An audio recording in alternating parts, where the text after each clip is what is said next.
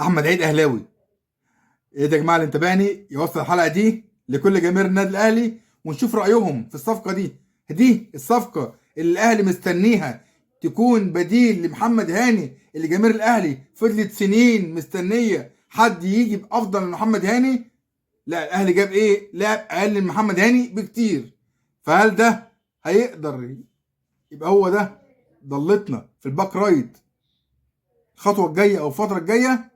مستني اعرف رايكم يا جماعه في الكومنتات، ولايك وشير عشان عايزين نوصل الفيديو ده لكل جماهير النادي الاهلي. نشوف برضو رايها من راينا ولا عندهم راي اخر. ليه لا؟ يمكن، مع اني اشك. يلا بينا.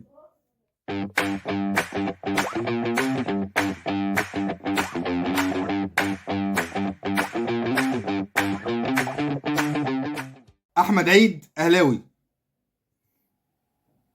اهلاوي، ومن شويه كان اول ظهور ليه في مختار التتش، مش عارف يكنترول على الكوره، فصباح الفل. احمد عيد طيب الاتفاق تم معاه ازاي؟ محدش عارف. فجاه انت صحيت من النوم وهوبس كلوب بقى في النادي الاهلي من غير اي حاجه.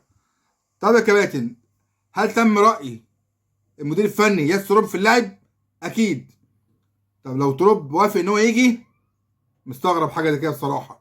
طب دلوقتي اللاعب ده هتقول لي ده لاعب دولي، هقول لك ماشي يا عم لاعب دولي. حسام حسن العميد استدعاه، اقول لك حلو قوي، لاعب دولي يستحق يجي النادي الاهلي. طيب لما لاعب دولي والمدير الفني للمنتخب حسام حسن استدعاه عشان لما يحتاجه هيلعبه، هتقول لي يا عم ما هو مش لاعب اساسي، ده لاعب احتياطي. اقول لك يا عم اصبر عليا انا معاك. هاني اساسي صح كده؟ لو اعتبرنا ان هاني ده الجامد فاساسي، فده البديل بتاعه، هتقول لي تمام. طيب لما حسام حسن يحتاجه اكيد هيلعبه صح كده؟ تمام. حسام حسن احتاجه في ماتش جنوب افريقيا لما هاني اتطرد، يبقى البديل الشرعي هجيبه هينزل صح كده؟ لا، حسام حسن ما امنش اللاعب ده انه يراهن عليه ويلعب الماتش ده، مع ان هو جايبه عشان خاطر موقف زي ده في اكتر من هاني يتطرد عشان البديل الباك رايت يلعب. هتقول لي لا لاعب امام عاشور وانا وانت عارفين لاعب امام عاشور واللاعب ده ما شمهاش الا في ماتش تحصيل حاصل في ماتش انجولا. يلا يا رجاله العبوا افرحوا. فده لاعب المدير الفني المنتخب اللي استدعاه ما امنلوش يلعب، فانت راح تجيبه. الصفقه دي لها لازمه؟ لا. طب صفقه جماهيريه؟ لا. صفقه فنيه؟ لا. يعني انت الاهلي بعلان البيعه ان عمال يتغلب من طوب الارض في كاس العاصمه ولا كاس الرابطه، البطوله اللي ملهاش اي 30 لازمه، عشان تطلع بعنصر او عنصرين. تمام.